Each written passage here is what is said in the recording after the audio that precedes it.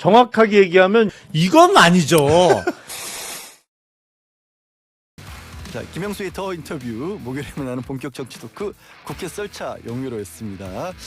방송 시작 전인데 저희끼리 썰을 하다가요 오프닝을 놓쳤습니다. 자, 김영남 전 의원, 김준일 시사평론가, 강찬원 중앙일보 논설위원 세 분 모셨습니다. 어서 오세요. 네, 안녕하세요. 예, 세 분이 이렇게 시끄러울 수밖에 없었던 게 정치권이 정말 시끄러워서 그렇습니다. 어떻겠습니까?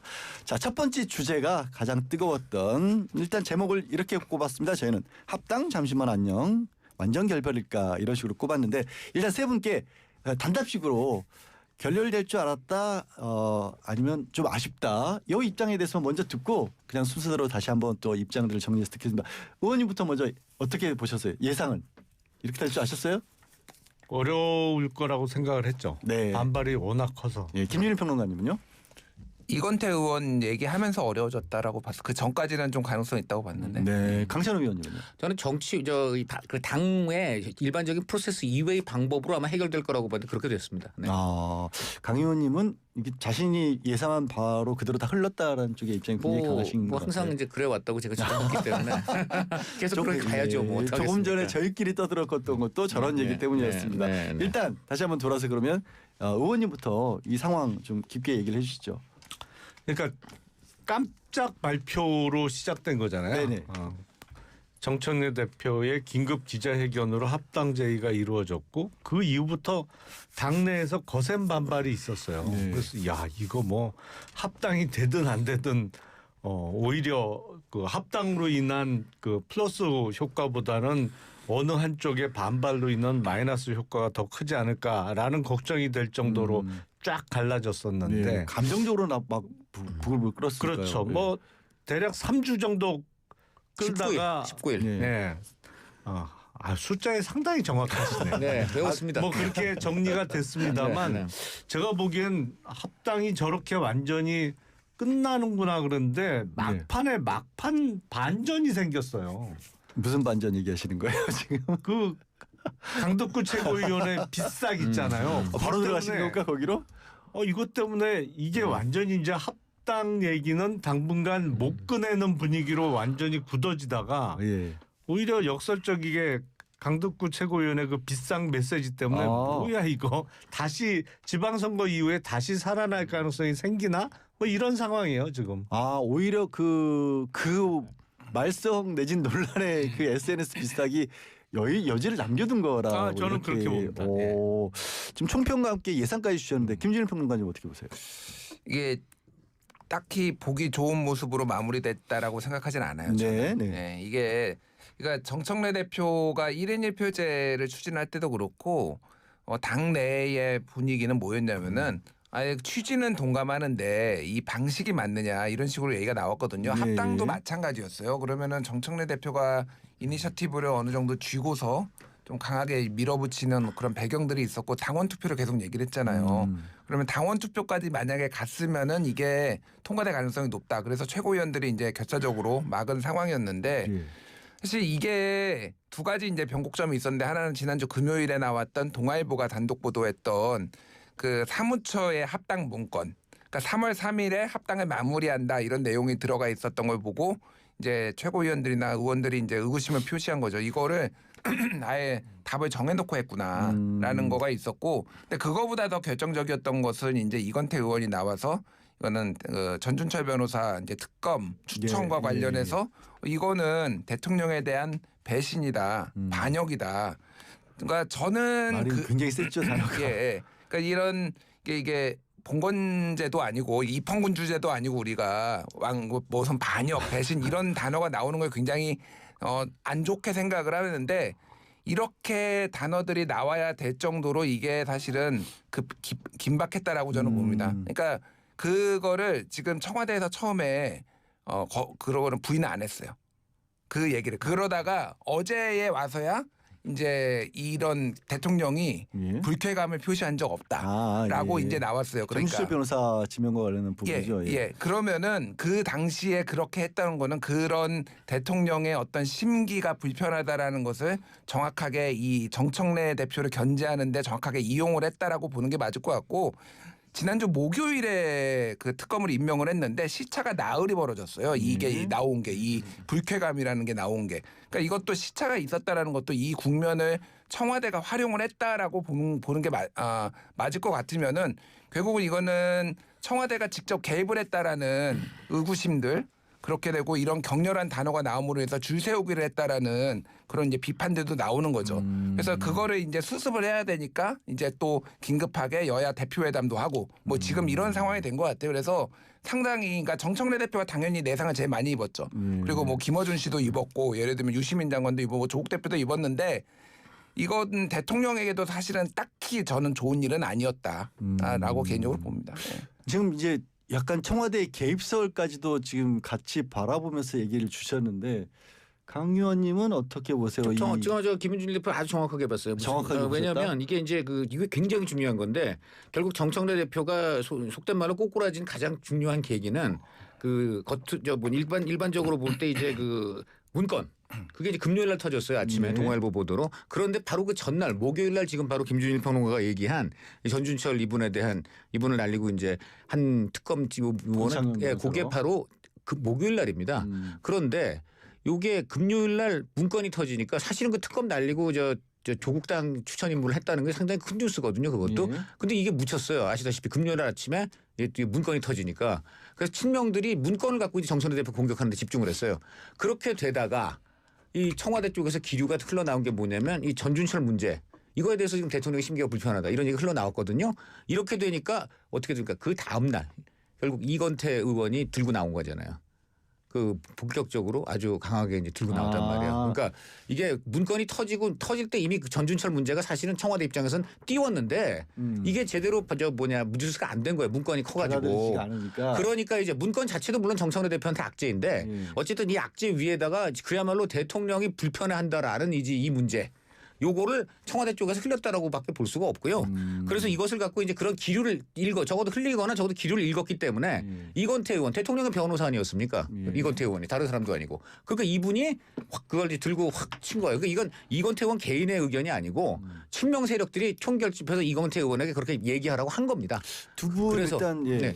그래서 결과적으로 본다면 이번에 큰 틀에서는 결국 이재명 대통령이 나서서 상황 정리한 거예요. 이게 대통령실이 뭐냐면 결국은 이제 가장 민감한 문제. 결국 대통령에게 불리한 그러한 그 위치에 불리하게 대통령을 불리하게 만드는 그런 위치에 있던 변호인을 그 사람을 지금 이재명 정부의 어떤 정체성에 해당하는 2차 특검의 장으로 지금 임명을 한다? 이거는 진짜 말 그대로 정말 이거는 그 뭐라 그럴까 본건적 용어로는 영모다 이렇게 되는 거예요. 그러니까 이걸 지금 탁 잡아챈 겁니다. 그래서 이게 상황 정리가 그렇게 되니까 요거를 없고요. 그래서 이제 토요일 날부터 급격하게 이 전준철 문제가 되니까 일요일 날 저녁에 정청래 대표가 마지막 이제 딜을 하게 됩니다. 그게 바로 2시간 동안 비공개 최고위원 회의예요. 이 자리에서 친명 최고위원 3명, 이현주, 황명성 이런 분들이 아주 강공으로 밀어붙였고 정청래 대표는 후퇴하면서 어떤 안을 대안으로 제시했냐면 전당원 투표하지 않고 일단 당원 여론조사를 하는 게 어떠냐 이랬단 말이에요.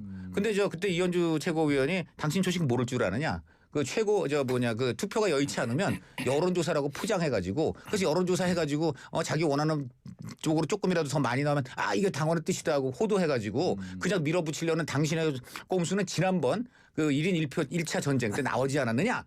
이건 말도 안 되는 거 집어치우고 그리고 서로 여론조사 해가지고 당신 생각대로 예를 들어 한 6대4 정도로서 합당 찬성 나온다고 치자. 조국당 2%짜리 지지율 정당이다. 그 당 흡수하겠다고 세상에 40%의 당원들 등을 돌리게 만들 것이냐. 요 부분에서 결정적으로 이제 정청래 대표가 불리하게 돌아가면서 당시 중립 위치에 있던 한병도 원내대표가 이건 이쯤에서는 좀 합당 논의를 중단하는 게 좋겠다고 처음으로 이 친명 쪽에 가세를 했다고 합니다. 이렇게 돼서 결국 이제 무너진 것이죠. 김준일 평론가나 강 의원 입장에 따르면 청와대가 굉장히 좀 주도적인 역할을 한 것처럼 또 분석을 보고 계신데. 근데 그건 아니죠. 이게 또 이게 이어진 뭐 당무 개입 논란 이런 쪽으로도 이어질 수 있을 건데 이건 그 의원님한테 좀 입장을 드려야 될 것 같은데요. 당무 개입은 아예 그 이슈가 될 수가 없는 게 합당 제안부터 시작해서 결국엔 지방선거 때까지는 논의 안 하기로 하는 과정에서 청와대가 개입한 부분이 전혀 없어요. 네. 자, 예를 들어서 지난 윤석열 정부에서 당시 국민의힘이 자유통일당하고 합당을 시도했다라고 보세요. 네. 어떻게 진행됐겠어요? 처음부터 끝까지 대통령의 의중 확인하고 사실은 의중 확인보다는 오더가 내려와야 처음에 말을 꺼낼 수 있는 거예요. 시작부터. 시작부터 끝까지 다 오더에 의해서 진행이 됐었겠죠. 하지만 이번 합당 이슈는 전혀 청와대에 무슨 사실은 청와대 내지는 이재명 대통령이 어느 쪽에 마음이 있느냐를 끝까지 확인 못한 상태에서 그러니까 그걸 확인을 구체적으로 하려는 시도도 없었어요.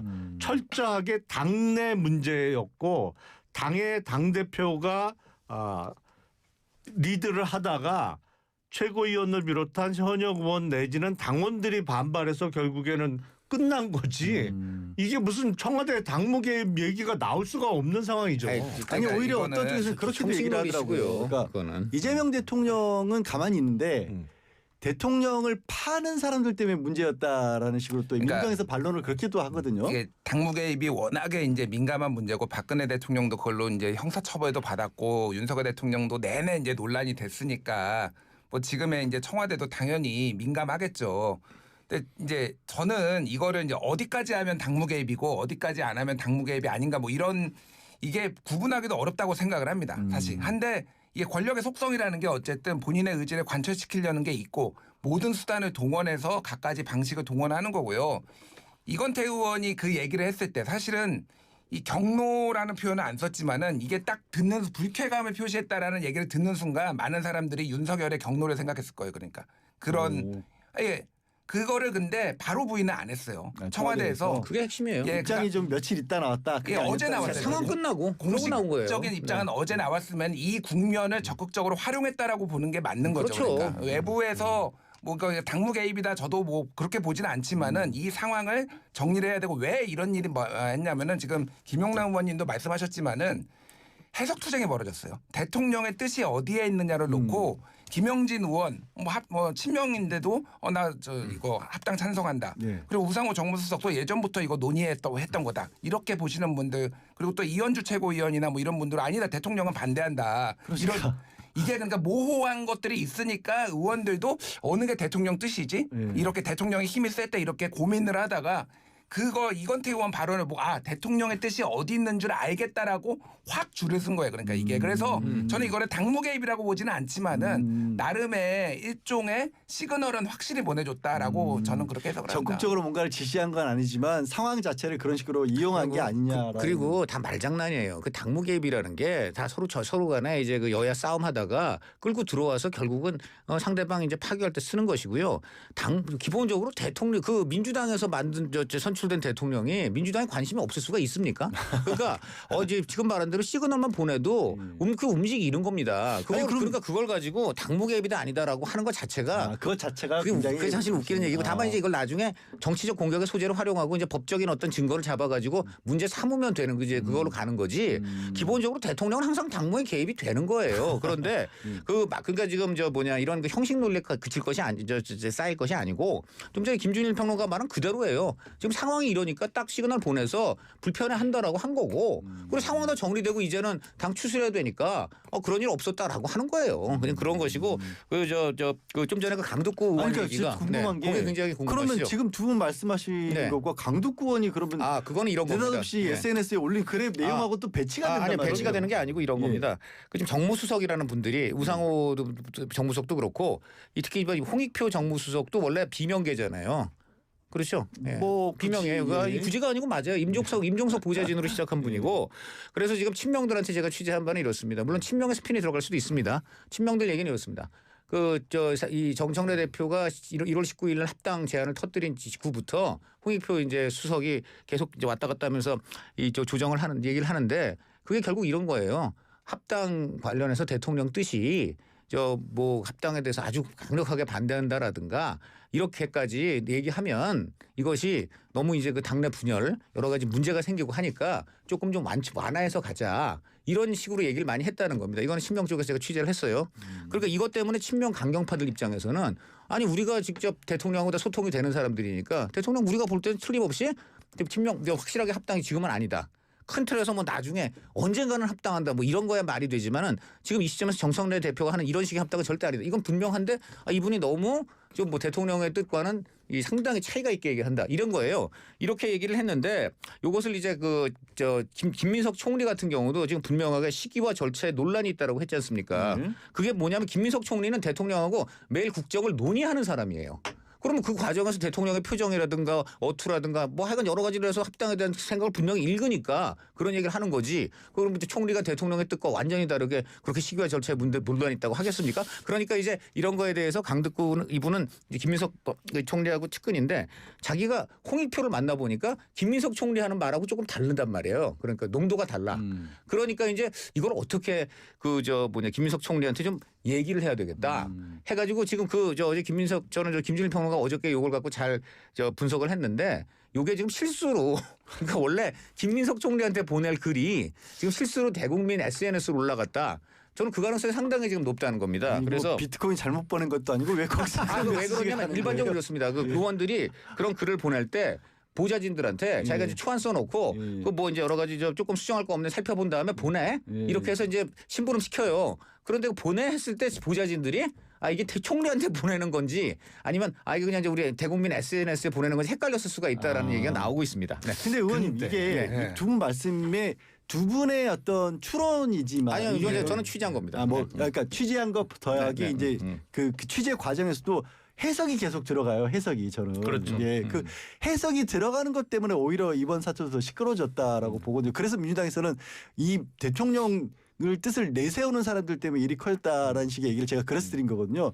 아까 지금 뭐 의원님 입장에서도 말씀하신 것처럼 윤석열 때 같으면 차라리 명확한 지시가 있었을 텐데 그런 상황이 절대 아니기 때문에 오히려 이런 일이 벌어진 거다. 그렇죠. 또 볼 수 있는 거잖아요. 지난 정부 같으면 아예 뭐 오도 안 받고 말 꺼내는 사람이 근데 제가 없죠. 요거는 물어볼게요. 그러면 만약에 대통령 뜻이 합당이 반대가 아니다. 그렇다면은 김민석 총리 같은 사람이 이렇게 적극적으로 참전하고 이럴 수가 있습니까? 또 친명 의원들이 많이 모두 똑같고 그다음에 마지막에는 더민주혁신회의 친명 핵심 조직인데 뭐라고 나왔어요? 정청래 대표 보고 집권 야당이다라고까지 나왔잖아요. 과연 대통령의 뜻이 그러면 그게 아닌데 이렇게 친명의 모든 조직, 친명의 모든 정치인들, 심지어 가장 대통령 측근에 있다고 할 수 있는 총리까지 일관되게 모두 합당에 반대 이런 움직임이 나올 수 있을까요? 네. 자, 이거는 제가 대답하는 게 아니라 의원님이 대통령도 네, 그렇게 하세요. 네. 민주당의 당 대표를 최근까지 지내신 분이고 지금 민주당 소속의 민주당이 배출한 대통령이니까 당연히 당무에 관심은 있죠. 당 돌아가는 거에. 하지만 처음부터 끝까지 이재명 대통령이 무슨 사인을 보낸 적이 있어요. 자기 의중을 드러낸 적이 있어요. 불편한다고 했잖아요. 아니죠. 그거는 전주철이긴 하죠. 특검 후보와 관련해서 한 거지 무슨 합당과 관련해서 어떤 의중을 드러낸 적은 한 번도 없잖아요. 다만 이제 강덕구 의원이 저는 그게 잘 이해가 안 돼요. 이제 현역 의원이자 최고위원이 현역 의원이자 국무총리와 어떤 일을 논의하기 위해서 보내는데 그 메시지를 보좌진한테 검토를 시킨다? 아니 한글 몰라요? 그 사람은? 그게 말이 돼요? 보내라고 심부름 아니 시킨 근데 거라니까. 그게 이해가 안 되는 거지. 그거는 나중에 그거는 따로 물어보세요. 누구도 모르게 네. 당사자 간의 그 논의가 네. 오고 하고 메시지가 오고 날 거지 철자법 자신 없어서 보좌진한테 검토를 철자법 얘기 시킨다? 안 했습니다. 아니 내용 어찌됐건 전체적으로 간에 그걸 그러면 보좌진과 말씀을 드리시고. 보좌진에게 무슨 이거야 뭐 네. 검토해서 뭐 자꾸나 뭐 수정할 게 있는지 검토를 시킨다는 상황이 저는 당최 상식적이지 않게 들리고 모르겠어요. 그게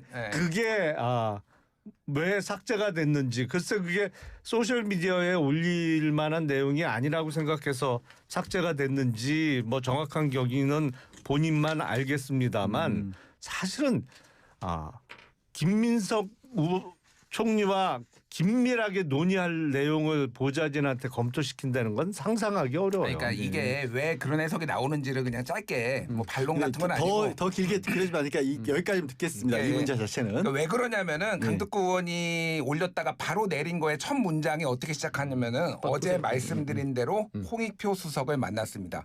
누구한테 말을 했죠? 그러니까 페이스북에도 아무 글도 없어요. 공개적으로 말을 해야 되는 거잖아요. 그러면은 그러니까 이거가 누구한테 그러면 어제 말씀을 드렸냐. 그리고 마지막에 두 번째 줄은 총리께서 말씀하신 부분과 편차가 있는 것 같습니다. 이렇게 얘기를 해요. 그럼 주어와 수어로 이 풀어내면 그러면 이거는 총리한테 보내려고 하다가 잘못 보냈다라고 하는 해석하는 해석이 거지. 나오는 이유가 이겁니다. 그러니까 도대체 국민들한테 얘기하는 말투가 아니에요. 그러니까 이게 그러니까 페이스북에 올라오는 글이 정치가 많은 분야에 있어서 해석의 영역이긴 한데 이번 일만큼 해석이 많이 들어가는 경우는 없는 것 같습니다. 일단 여기까지 세 분 입장을 알았으니까요. 그러면 이렇게 일단 뭐 봉합 내진 마무리가 된 상황에서 그러면 지방선거에서 연대 내지는 6.3 지방선거 이후에 합당 재추진 이런 일은 뭐 가능할까요? 우선 연대는요. 이제 장동혁 죄송합니다. 그 정청래 대표가 이제 워낙 이번에 체면을 구겼기 때문에 네. 친명들이 조금 이제 정청래 대표한테 퇴로 열어주려고 그런 기구 만들어서 어쨌든 합당까지는 아니더라도 뭔가 선거에서 조국 당하고 이제 우리가 좀 보조 맞추는 모습을 연출해 주자. 뭐 이 정도인 것이고요. 체면 채우기 정도다. 체면 채우기 왜 그러냐면 네. 중앙당 차원에서는 이번 결국 선거연대가 뭐냐면 조국당한테 조금 몇 군데 지역구나 뭐 이런 거 기회를 주는 거거든요. 그런데 그거 없어요. 중앙당 차원에서 안 한다고 하고요. 각 지역 시도당에서 알아서 할 일이라고 지금 되어 있습니다. 그럼 지역 시도당 결국 조국당이 원하는 데가 보통 되게 호남하고 뭐 몇 군데 그 이제 자기 본인들이 이제 좀 당선 가능성이 조금 있는데 이런 데인데 그럼 호남 이런 도당으로 차원으로 내려가면 아시다시피 거기는 이제 그 지역 안에서 아주 그냥 수많은 인적 관계와 그다음에 오래전부터 다 공을 들인 수많은 후보들이 다 모여 있고 경쟁하는 그런 조직이기 때문에 갑자기 조국당 들어와서 뭐 달라고 해서 줄 때가 아닙니다. 그러니까 결국은 그냥 신용하는 거예요. 그러니까 시도당에서 물론 저 조국 대표가 아주 친한 무슨 시도당 위원장이 있어가지고 뭐 개인적으로 조금 줄 수 있을지는 몰라도 큰 틀에서는 결국 중앙당 차원에서 우리가 뭐 조국당한테 이렇게 양보하고 큰 결정 내리지 않겠다 이런 얘기입니다. 그럼 연대도 안 하면 합당은 더 어려지고. 당연하죠. 왜 지금 이제 이게 중요한데요. 그 지방선거 끝나면은 바로 전대예요. 지방선거가 6.3이잖아요. 예. 전대가 8월 초잖아요. 두 달밖에 안 돼요. 그런 거 두 달 자격이 사이에 없다? 합당을 어떻게 합니까? 그리고 합당을 지금 주도한 사람은 정청래 대표인데 정청래 대표는 지방선거 끝나면 바로 이제 대표 물러나야 돼요. 왜 경선 나와 이제 전대 나와야 되니까. 그러니까 결국은 그렇게 되면 뭐 한병도 원내대표나 이런 분이 임시로 그 대리를 이제 맡게 되는 체제에서 합당을 그렇게 당의 지금 그 리더가 그냥 지금 권한대행이 맡고 있는 당에서 그렇게 합당을 추진할 수 있습니다. 연대도 합당도 어렵다. 예, 그다음에 또 하나는 김민석 총리가 아마 지금 들리는 얘기로는 4월이나 5월까지 늦어도 지방선거 한 달 전까지 총리를 관두고 당으로 돌아와서 지방선거에 이제 뭐 힘을 실게 된다는 얘기가 많습니다. 왜 그러냐면 이 지방선거를 정청래 대표 단독 체제로 치르게 되면 만약 지방선거 지금 승리 가능성이 높은데 정청래 대표의 이제 그 힘이 더 실리기 때문에 견제를 위해서라도 김민석 총리도 들어와서 본인이 전국을 돌면서 그 지방선거 승리를 그렇게 열심히 견인해내는 역할을 하게 만든다. 이게 지금 친명들 저 생각입니다. 일단 합당 이슈가 없었던 거 아예 그 얘기가 없었던 것보다는 선거연대가 훨씬 힘들어졌죠. 이게 이제 그쵸. 합당이 추진되다가 결렬된 상태에서 선거연대를 이뤄내기는 아예 그런 논의가 없는 상태에서 조국혁신당과의 어떤 연대 논의보다 훨씬 상황이 안 좋아진 건 틀림없는 사실이에요. 네. 그리고 이제 지방선거 이후에 합당 추진 여부는 일단은 지방선거 결과를 봐야 되는 것이고 제가 보기엔 총선이 다가와야 다시 그럼요. 논의가 그렇죠. 시작되지 않을까 싶어요. 그렇게 지방선거 돼요. 네. 끝나자마자 뭐 합당 추진 이거는 상황이 안 만들어질 것 그렇죠. 같고 어려울 것 그래서 같다. 조국 혁신당 입장에서는 사실은 이제 3당 4당은 독자적으로 지방선거를 치러내기가 쉽지 않잖아요. 네. 그나마 조국혁신당은 지역적 기반이 어느 정도는 있어요. 그러니까 다른 소수당보다는 훨씬 유리한 건 사실이지만 1당이나 2당보다는 훨씬 열악하단 말이에요. 그래서 지방선거를 끝내놓고 나면 지금의 당세가 뭐 현역 국회의원의 숫자는 똑같겠지만 지방선거 성적표가 나온 이후의 당세는 더 변화할 수가 있거든요. 그래서 조국 혁신당 입장에서는 일종의 호기를 좀 놓친 거죠. 이번에 합당 논의가 몸값을 높게 받을 수 있었는데 이제 그 가격은 좀 어려워지는 바로 거 아닌가 그것 싶어요. 때문에 정청래 대표가 당내에서 공격받은 거예요. 가격이 낮은 당을 왜 이렇게 높이 쳐주냐. 우리가 호구냐 이렇게 된 거예요. 네, 같은 알겠습니다. 얘기입니다. 자, 본격 정치 토크 국회 설차 용의로 4부 이어서 하겠습니다. 저는 오늘 처음 진행해서 그런데 세 분이 쉬는 시간이 없으시군요. 마이크가 비질 않네요.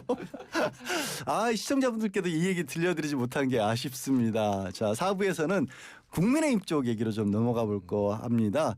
김민수 최고위원이 이렇게 얘기를 했어요. 윤어게인을 외쳐서는 지방선거에서 이길 수 없다라고 했는데 요 말이 진짜로 국민의힘이 뭐 달라지겠다는 거냐 아니면 선거용으로 잠깐 얼굴을 바꿀 거냐. 그래서 이걸 이렇게 부르더래요. 변화인가 변검술인가. 아 참 이렇게 이름들 잘 붙이세요. 자, 어떻게 보세요? 이번엔 강찬원 의원부터 먼저 들어볼까요? 그런데 지금 이분 말이 날에 매일매일 바뀌잖아요. 그 10일 날에는 뭐라 그랬냐면은 이제 말 그대로 윤어게인 세력이 주다 엄청난 국민이다 그랬는데 그 전날 9일 날에 뭐라 그랬냐면 윤어게인을 외치면서 당이 줄어들고 있다. 그게 뭐냐? 그때는 윤어게인하고 좀 선을 그어야 된다. 예. 그랬단 말이에요. 예. 선을 그었겠다. 예. 이렇게 당이 줄어드니까 이제 윤어게인 세력하고는 좀 선을 그어야 되겠다. 본인이 직접 그랬어요. 근데 그 다음 날 바로 또 지금 말하는데 윤어게인 세력이 주다 엄청난 국민이다. 이게 말이 되는 얘기입니까? 지금 그 국민의힘 지도부에 있는 분이 예. 그때 이제 사실 이 9일날 발언 윤어게인을 외치면서 당이 줄어들고 있다가 좀 주목을 받았어요. 왜냐하면 이제 윤어게인을 그동안 옹호해도 하던 분이 그쵸. 갑자기 윤어게인하고 선을 긋는 발언을 하니까 이 사람들이 이제 한동훈 제명하고 나서 뭐 중도층 포섭을 위해서 좀 이제 그 입장을 바꾸는 거냐. 그래서 변검술이 그때 나온 얘기입니다. 어제까지 이쪽 얘기하다가 갑자기 딴 쪽 얘기하니까. 그런데 중국 무예처럼 이렇게 예, 슉슉 그랬는데 얼굴 바꾸는 아니나 그랬는데 바로 그 다음 날 다시 돌아갔잖아요. 변검술도 아니야. 그냥 잠시 고개 돌렸다가 다시 원상 복구된 거잖아요, 지금. 변검술이라고 부를 정도로 아니라 고개만 살짝 네, 돌렸다 고개만 살짝 돌려 다시 돌아갔어요. 네. 그러니까 이게 무슨 얘기냐면 결국 본심은 똑같다는 얘기예요. 똑같고 지금 선거용 전술 갖고 이제 본인들이 좀 어떻게 해보려고 했지만 당내 강경파 뭐 전한길 씨 네. 이런 사람들이 너 당신 지금 뭐야? 왜 고개 돌려? 하니까 바로 또 그 다음날 다시 원상으로 고개가 돌아갔잖아요. 그러니까는 이게 전혀 진정성을 느낄 수가 없고 이렇게 말이 왔다 갔다 하는 것 자체가 그러지 않아도 짜증이 나는 국민 심정에 그야말로 불에 기름을 부었다 이렇게밖에 볼 수 요 없습니다. 상황은 네. 해석이 다르기가 어려운 거 이거를 아니에요? 제가 먼저 좀 네. 설명을 해드릴게요. 네. 이게 무슨 일들이 있었는지를 들으셔야지. 아 이것도 또 그 짧은 순간에 뭐가 들어갈 일이 있습니까? 그러니까 다 히스토리를 예, 히스토리를 예. 말씀을 있죠. 드리면은 요인이 있어요. 네. 일단 전한기 씨가 뭐 160 며칠 만에 이제 입국을 해가지고 네. 장도혁 대표에 대해서 그 공항에서 이제 기자회견을 하면서 입장을 요구를 했어요. 한 번 요구를 했고요. 그 박성훈 국민의힘 대변인이 이렇게 얘기를 했어요. 지난 8일에 국힘 지도부는 계엄 옹호 내란 세력, 부정선거 주장 세력, 윤어게인 세력과 같이 갈 수 없다. 네. 이렇게 얘기를 하니까 전한기 씨가 다시 한번 이거 장도혁 대표 생각이냐? 사흘 안에 입장을 명확하게 해라라고 다시 한번 이제 공격을 한 거죠. 그러니까 이제 소위 말해서 이제 그쪽 윤어게인 세력들 유튜버들 해가지고 이제 난리가 난 거예요. 그러니까 김민수 최고위원이 쪼로로 달려간 겁니다. 그래서 자유우파 연합 뭐 유튜버들 대토론회가 있었어요. 예. 거기에 이제 전한기 TV, 고성국 TV 해가지고 여러 개가 동시에 같이 이제 한 건데 김민수가 와가지고 뭐라고 했냐면은 거기에서 윤어게인으로는 선거를 이길 수 없다. 방금 말씀하신 거. 네. 그리고 한동훈 칭찬도 했어요. 뭐 한동훈에 대해서 평가도 좀 괜찮게 하고 막 이랬단 말이에요. 그래서 이게 달라진 건가? 사람들이 이제 막 기사도 나오고 그랬잖아요. 예, 예. 근데 이게 반나절을 안 갔어요. 전한길이 뭐라고 했냐면은 자기 유튜브에 나와가지고 김민수가 와서 나한테 얘기했는데 지금은 이게 선거에 이겨야 되니까 좀 거리를 둘 수밖에 없다. 당신들이 그 대신에 외곽에서 열심히 힘내달라라고 김민수가 얘기를 했다라는 거를 바로 방송을 해버렸어요. 그러니까 이런 상황이고 네. 이제 장도혁 대표는 입장이 변한 게 없다. 이렇게 얘기를 하고 이런 맥락이에요.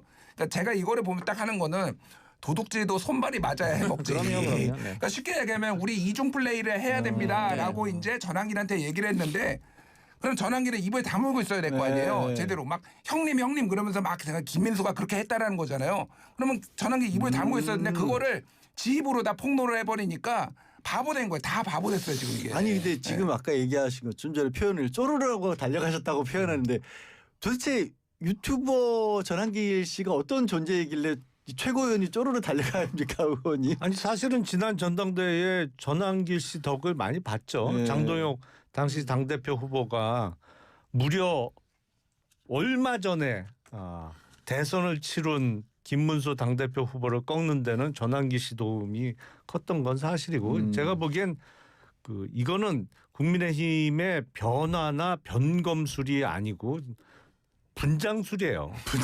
근데 분장이 대단히 서투르다. 그렇죠. 이게 얼굴에 분칠했다고 그게 다른 사람처럼 보이는 게 아닌데 지금 예. 분칠 몇 번 찍어 바르고는 야 우리 이제 바뀌었어요. 완전히 새 사람이 됐어요라고 우기는 건데 아니 그냥 분장 잠깐 하다만 게 눈에 보이는데 저거 한 번만 그냥 쓱 문지르면 다 닦여 나갈 게 뻔히 보이는데 저거 우긴다고 될 일이냐 그게. 아니 게 아니라 정말 말씀하신 것처럼 뭐 여러 가지 정치권에서는 일들이 있지만 이렇게 해서 중도 보수가 그런 변했구나라고 느낄까라는 게 정말 너무 신기할 그리고 정도의 이제 국힘이 그동안 장동혁 대표나 뭐 이런 사람들이 그동안 취했던 스탠스가 있어서 예. 태세 전환이 어려운 건 분명한 사실이에요. 근데 이게 그 근본적인 문제가 좀 있어요. 예. 사실은 19대 국회 때 당시 국민의힘 전신인 그 새누리당은 집단 지도 체제였거든요. 그러니까 전당대회 출마해서 1등이 당대표, 2등부터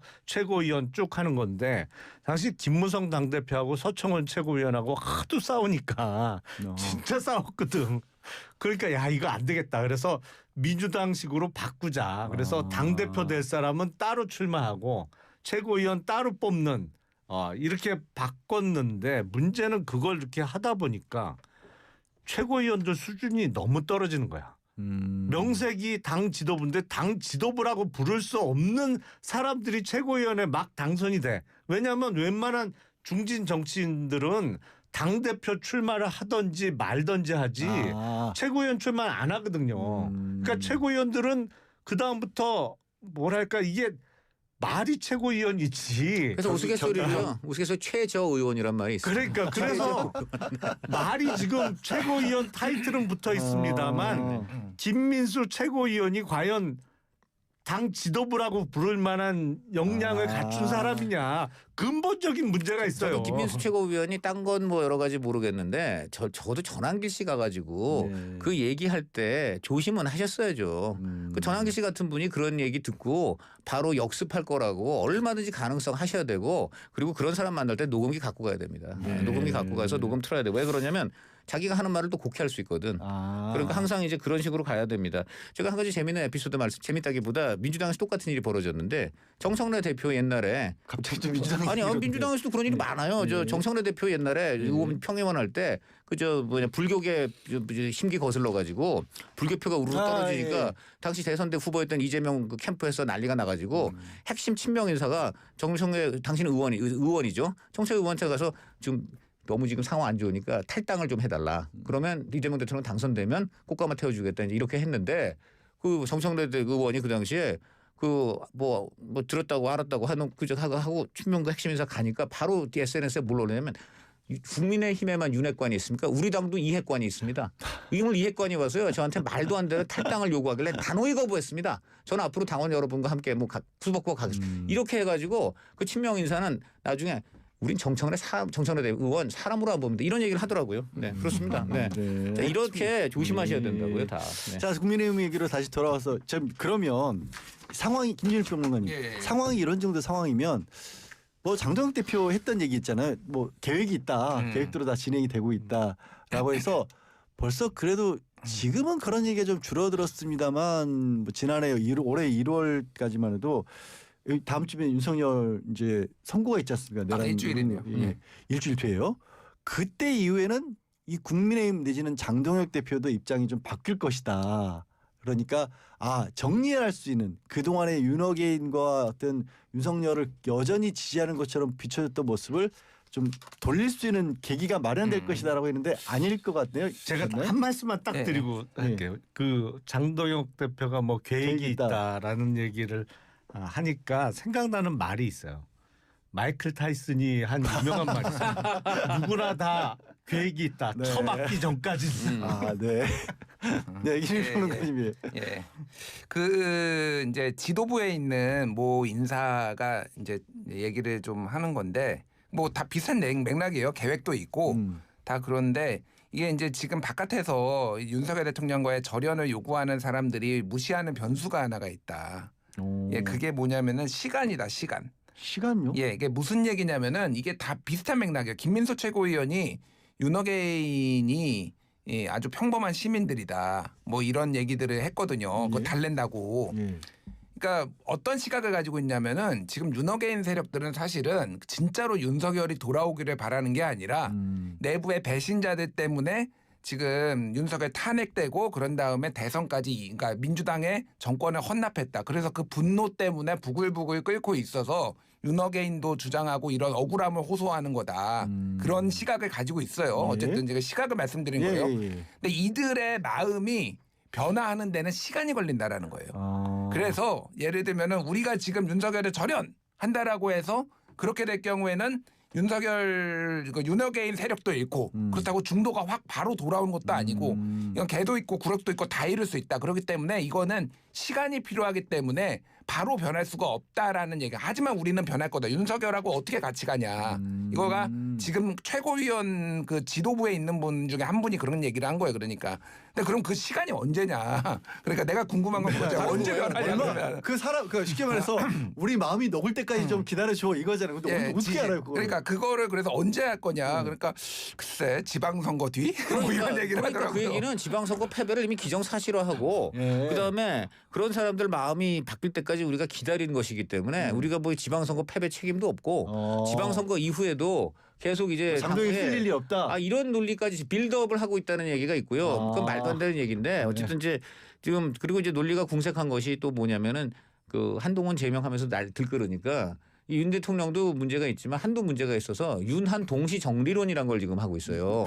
그게 이제 계엄과 기대란 계엄과 이제 탄핵에 대해서 국민의힘의 어떤 답이라는 게 그러니까 윤석열 대통령의 계엄에 이제 문제가 있었는데 동시에 한도 문제가 있었다. 그것을 다 사실 그렇게까지 가게 하고 탄핵하고 이런 것들이 다 문제가 있었기 때문에 윤하고 한을 다 정리를 해야 그다음 우리 당이 앞으로 나아간다는 논리인데 지금 얘기하신 거 아까 네. 김준일 평론가님이 그 저는 궁금했던 게 그러면 윤을 지금 돌아오길 바란다기보다 이렇게까지 당을 만든 배신자들을 정리할 만한 그런 시간이 필요하다 그런 취지의 네. 말씀도 있었잖아요. 그렇죠. 그게 그러면 한동훈계를 말하는 그런 거죠 다. 한동훈 계가. 지금 보면 1년에 저 한동훈 제명한 다음에 김종학 지금 또 사실상 제명하고 그다음 지금 배현진 또 징계하겠다고 그러고 계속 그러니까 지금 보면 그 저 친한계 공격을 하고 있지 않습니까? 다 솎아내겠다 이런 얘기로 이런 흐름으로밖에 볼 수가 없는데 아까도 얘기했지만 윤한 동시 정리론이라는 것 자체가 논리상 맞지도 않고요. 그리고 이 모든 것이 보면 본인들의 책임을 모면해 보겠다는 궁색한 변명들이기 때문에 본인들이 생각하는 중도 외연 확장은 고사하고 기존 지지층마저 떨어져 나갈 수가 있다. 이런 식으로 계속하면 그러니까 정말 이거 답이 없는데 요즘 그런 마닥이 그런 지금 저 우스갯소리 있잖아요. 지금 야당은 민주당이고 야당 스스로가 지금 이제 여당 스스로가 집권 야당이라 그러잖아요. 정청래 대표가 대통령 말 안 들으니까 거기가 집권 야당이고 지금 국민의힘은 이재명 대통령이 궁지 몰릴 때마다 알아서 그냥 계속 구원투수로 계속 그저 국민의힘 자체 저 뉴스 만들어줘 가지고 덮어주고 그다음에 이재명 대통령 얼마나 좋아하면 말끝마다 제명하면서 한동훈 제명 김종혁 제명 정말 이재명 대통령 좋아하는 당은 지금 국민의힘이다. 오늘 여야 대표가 들어가서 대통령 만나는데 두 사람은 뒤바뀐 것 같다. 이런 얘기가 있습니다. 좀 국민의힘 각성하세요. 네. 마침 지금 강찬호 위원님이 제명하고 징계 얘기를 하셨는데 지금 징계 가지고 굉장히 싸우고 있어요. 이거 정말 저도 보면서 글쎄 표현을 이걸 재밌다고 하면 저도 그건 아닌데 어떤 좀 희한한 일이 벌어진 게 아시다시피 서울시당에서는 그 유튜버 고성국 씨의 발언을 두고 서울시당에서 탈당 권유 징계를 했는데 그 서울시당의 위원장으로 있는 배현진 의원은 어제 또 이제 중앙윤리위원회에 출석을 해서 그러면 도대체 징계권을 가지고 이게 어떻게 하겠다는 거냐라는 싸움이 벌어지고 있거든요. 의원님 이 상황은 어떻게 보세요? 결국엔 누구 칼이 더 크고 빠르냐 이 싸움이죠. 징계라는 칼을 누가 더 빨리 꺼내서 칼집에서 꺼내서 누가 단반에 베어낼 수 있느냐 이 싸움을 하고 있는 건데 아무래도 서울시당보다는 중앙당의 징계권이 크다고 볼 수 있겠죠. 그러니까 그리고 시당에서 내린 징계에 대해서 최고위원회에서 번복할 수 있잖아요. 그러니까 뭐 수단 방법은 중앙당이 더 많이 갖고 있는 건 틀림없는 사실이고 저는 이른바 장동혁을 비롯한 당권파 내지는 친윤 세력들이 배현진 의원의 당원권 정지 정도는 할 거라고 예상을 했어요. 그러니까 당원권 정지 6개월 하면 그게 확정이 되면 모든 당직을 다 내려놔야 되거든요. 그러니까 당원 신분만 유지할 수 있는 거지. 현역 의원도 의총에 못 들어와요. 6개월이 확정되면 의원총회에도 참석 못합니다. 예. 당연히 서울시당위원장을 맡고 있는 배현진 의원이 그 시당위원장직을 내려놔야 돼요. 그러면 지금 적어도 원래 지금 룰대로 하면 국민의힘의 서울시의 25개 구청장 그리고 서울시의원, 구의원 이 공천권이 다 서울시당에 있는 건데 예. 그마저 50만 이상은 중앙당에서 뺏어가겠다고 바꾼다면서요. 지금 하고 있지만 하여튼 지금 현 시스템은 그런데 이거를 왜 우리가 배현진한테 줘? 이거잖아요. 딱 지금 지금 잘 단권파들은. 걸렸다. 그러니까 이런 의도가 아주 생각이 안 좋아 보이는 거고 그리고 예. 이게 왜 그러면 왜 배현진 고성국이 이렇게 연수의 징계 그림이 나왔느냐 예. 순서가 이렇습니다. 먼저 배현진 서울시당위원장 쪽에서 고성국 전두환 사진 발언 때문에 예. 징계하겠다고 이제 하니까 그 다음에 그 뉴스가 뜨고 1시간쯤 뒤에 갑자기 중앙당에서 배현진 징계 절차 논의 착수가 떠요. 예. 순서를 보면 결과적으로 이제 고성국을 징계하려는 서울시당 배현진 의원을 견제하기 위해서 그래서 갑자기 배현진 의원이 뭐 과거에 뭐 이랬다 저랬다 하면서 그렇게 많이들 보시더라고요. 그렇게 보는 거예요. 그러니까 네. 이게 지금 뭐 둘이 얽힌 게 아니고 한마디로 고성국 징계를 막아야 되는 중앙당에 어떻게 보면은 굉장히 그냥 뭐라 그럴까 그냥 구실을 잡아서 그렇게 지금 배현진 징계할 때 구실이 굉장히 빈약해요. 왜냐하면 서울시당 위원장 명의로 그 서울시당 서울시에 21명이 의원 했다는 게 아니잖아요. 예. 그냥 21명이 한 거에 불과하고요. 오히려 배현진 위원장은 이견이 있는 분들도 있기 때문에 서울시당 차원에서 내는 게 아니고 그냥 21명 의원의 이름으로 내겠다 이렇게 했어요. 그리고 이견 있는 분들은 얘기해달라고 이렇게 톡방에 올린 그런 내역도 나와요.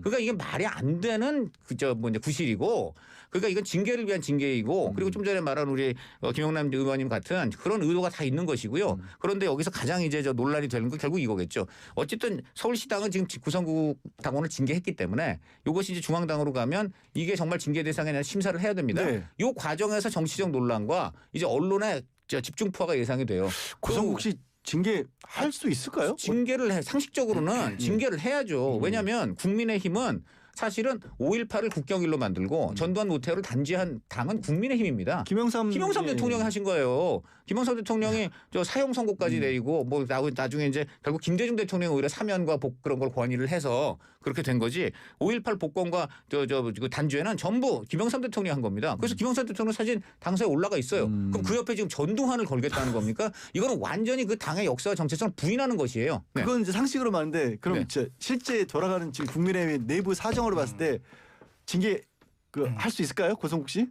아니, 그러니까 지금 중앙당으로 간 거잖아요. 네. 중앙당 윤리위. 네. 윤리위원장이 윤민우 위원장이고 이분의 생각이 고성국의 생각과 매우 흡사해요, 그냥.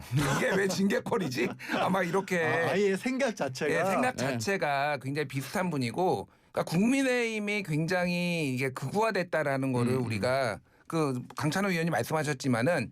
김기현 당대표 되고 나서 그때 김재원 최고위원이 정광훈 목사의 행사에 갑니다. 예. 그래서 정광훈 목사가 우파 천하통일했다. 뭐 이런 거잖아요. 그런 발언들하고 5.18 이제 헌법 전문에 5.18 정신을 수록하는 거 이거에 대해서 좀 부정적인 얘기하고 했는데 거기에서도 이거 당의 품격을 뭐 하락시켰다고 해가지고 징계 받았어요. 그때 당원권 정지. 예. 그거보다 훨씬 센 얘기예요, 사실은. 그렇죠. 사실 사진을 예, 올린다는 거. 전두환의 사진을 건다라는 윤석열 거는 사진까지 같이 건다는 거 아니에요? 쿠데타 자체를 우리는 용인하겠다 뭐 이런 거잖아요. 근데 이거는 징계 안 받을 가능성이 상당히 높아요. 왜냐하면 이거는 이제 내전 상황이기 때문에 정치적 고려가 들어갈 거 아니에요. 그러니까 이게 답이 없는 상황이에요. 제가 보기에는. 아니 예. 근데 그런 당의 대표가 지금 호남 가겠다 그러잖아요. 세상에 전두환 사진을 올리지 않은 당원을 징계를 안 하는 당의 대표가 지금 이제 뭐 정기적으로 호남 가서 뵙겠다?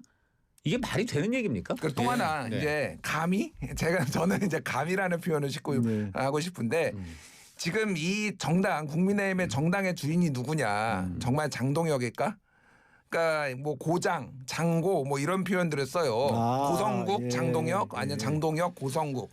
그래서 사실 고성국 씨가 딱 찍으면요. 본인의 유튜브에서 네. 그러면은 바로 그대로 이루어집니다. 예, 고성국의 데스노트 이런 게 있거든요. 그래서 배현진 제명해야 된다라고 하니까 이틀 뒤에 바로 이제 의원들이 그 뭐 외부 인사들이 당협위원장들 해가지고 지금 이렇게 징계되는 거고 정성국 의원도 예를 들면은 제명해야 된다 이렇게 올렸거든요. 고성국 씨가. 그러니까 원외 당협위원장들이 의원직 사퇴 안 하면 우리 윤리위 제소하겠다. 아직 공식적으로 제지는 않았지만은 이런 식으로 고성국이 얘기를 하면은 다 따르는 분위기예요. 근데 감히 어떻게 고성국을 지금 쳐냅니까? 감히. 이 당이. 예. 아니 그 이런 상황이 국민의힘 상황이긴 하지만 사실 나라 전체로 봤을 때 민주당 입장에서도 이건 별로 좋은 얘기는 아닌 것 같아요. 이렇게까지 그렇죠. 가는 거. 사실은 국민의힘이 제1야당인데 제1야당이 어느 정도 기본은 받쳐줘야 여당도 긴장하고 네. 정당 간에 좀 더 잘하자. 적어도 국민들께 좀 더 잘하는 것처럼 보여주자라는 경쟁은 돼야 되는데 이건 뭐 국민의힘 바라보면 뭐 우리가 아무리 그래서 이번에 민주당에서 내전이 마음대로 일어날 수 있었던 거예요. 오히려 견제 세력이 없으니까. 야당이 존재감이 없으니까 야당이 아예 안중에 없으니까 이제 권력이 전부 우리 거니까 야 이렇게 되니까 우리 안에서 좀 내가 더 먹어야 되겠다 이런 생각이 들 수밖에 아니 제가 없어요. 이 합당 때문에 네. 한참 시끄러울 때 네. 지난주에 그런 말씀을 드린 적이 있어요. 이게 다 국민의힘 때문이다. 맞아요. 국민의힘만 제대로 해도 이런 상황 안 만들어진다. 결국 야당이 없으니까 여당이 분열하고 내전 부리고 국민한테 안 좋은 모습을 보이게 된 겁니다. 그것도 그러니까 물론 그거는 여당 자체가 우선 잘못한 것이지만 어쨌든 간에 야당이 그런 환경을 조성한 네. 그런 이제 그 2차적인 그런 이제 간접 책임이 있는 것이지요. 자 이런 상황에 국민의힘 관해서 이분 얘기를 안 할 수가 없네요. 그럼 강찬호 의원님 네. 지난 주말에 네. 토크 콘서트 한동훈 그렇죠. 전 대표 네. 뭐 토크 콘서트 자체는 굉장히 성황리에 그럼요. 이루어졌다고 그렇죠. 합니다. 네, 네. 근데 그 저도 기억나는 게 이제 행동을 하겠다고 얘기를 하셨거든요. 그런 네, 취지로 네, 얘기를 하시는데 네. 그럼 다음 행동이 뭘로 보이세요? 지금 제가 들어보니까 일단 설에는 예. 그냥 좀 이제 그 온 국민과 함께 휴식을 하고 그 왜 그러냐면 2월 19일 굉장히 왜 그러냐면 왜 그게 그러냐면 왜 네. 그러냐면 네. 2월 19일이 오잖아요. 서울 바로 직후. 2월 19일이 굉장히 중요해요. 이제 윤석열 대통령 1심 선고가 내리기 때문에 그날 만약에 이제 내란이 인정되는 그런 결과가 나온다면 당연히 그날 이제 메시지를 내게 되면서 그 이후에 이제 그 여러 국민들을 만나는 각종 이제 그 좀 계획이 있는 겁니다. 그래서 이제 그 한동훈 대표로서는 2월 19일이 굉장히 중요하고 그날 이제 또 국민의힘이 어떤 입장을 내느냐를 갖고서 또 양쪽에 선명한 대조를 보일 수 있는 상황이 될 것이기 때문에 이제 한동훈 대표로서 하는 모멘텀이 되는 것이고 그다음에 두 번째는 이제 결국 이제 관심 있으신 거는 지방선거 출마하냐 그렇죠. 이거죠. 예. 그래서 제가 취재를 해보니까 결국은 출마를 하게 되면 대구 아니면 부산입니다. 지금 대구 아니면 부산인데 왜 그러냐면 그 두 곳이 모두 상징적인 거죠. 대구는 이제 보수의 가장 중심 텃밭이고 부산은 특히 한동훈 대표가 과거에 부산 가가지고 부산 대첩이라는 말이 나올 정도로 부산이 이제 위기였을 때 한동훈 대표가 가서 많이 역할을 해서 부산에서 비대위원장 시절 말씀하시는 그렇죠. 건가요? 비대위원장이라든가 이거 할 때 그랬단 말이에요. 그 거제 뭐 그 부산 이거 할 때 그래서 부산도 한동훈 대표 상당히 눈길을 주고 있습니다. 자 그럼 세 군데입니다. 그 부산은 이제 알다시피 통일교 그 공천 헌금 통일교에서 돈 받았냐 예. 이 문제로 이제 시끄러운 전재수 의원. 근데 이분 지금 보니까는 경찰이 수사를 제대로 하고 있는지도 의심스럽고 결국 보니까 본인은 그냥 룰루랄라 하면서 지금 출마할 가능성이 높아지고 자신감이 있는데 있으신 것 같아요. 그러니까 지금 그렇게 되면 근데 사실은 그 전재수 의원 지역구는 사실은 보수 성향이 강한 곳입니다.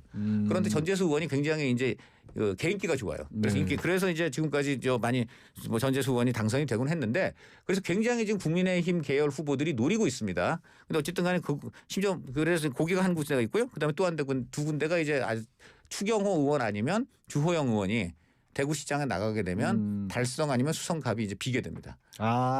거기에 이제 그 빈자리에 이제 나가게 되어가지고 예를 들어 수성갑이면은 모양새가 더 좋은데 왜냐면 주호영 의원이 윤 대통령 비판하는 거에는 한동훈 대표하고 궤를 같이 했거든요. 그래서 주호영 의원이 만약에 경선에 나가게 되면 아마도 친한계가 직간접으로 그 주호영 의원을 도울 가능성이 있어요. 그렇게 되면 주호영 의원의 지역구 조직은 다시 한동훈 대표가 무소속으로 나오더라도 도와줄 수가 있겠죠. 일단 결론은 뭐 지역 예측은 이제 상황에 대한 네. 예측을 해주셨는데 네. 시간이 없어서 그래서 나온다라는 게 결심을 섰다. 아니 근데 이 세 군데를 보시면 또 중요한 건 뭡니까? 네. 상황이 아직 유동적이잖아요. 알겠습니다. 그러니까 그렇죠. 네, 다 언제까지나 한동훈 왜- 전 대표는 계속 유동적인 것 유동적이죠. 같아서. 아니 뭐 제가 보기엔 네. 한동훈 전 대표가 얘기하는 행동은 아이고 시간이 장소만 바뀌는 거예요. 토크 콘서트 장소가 바뀌는 거예요. 서울에서 했다가 지방으로. 네 알겠습니다. 오늘 세 분 말씀은 여기까지 듣겠습니다. 김용란 전 의원, 김준일 시사평론가, 강찬하 중앙일보 논설위원이었습니다. 세 분 고맙습니다. 감사합니다. 네, 감사합니다.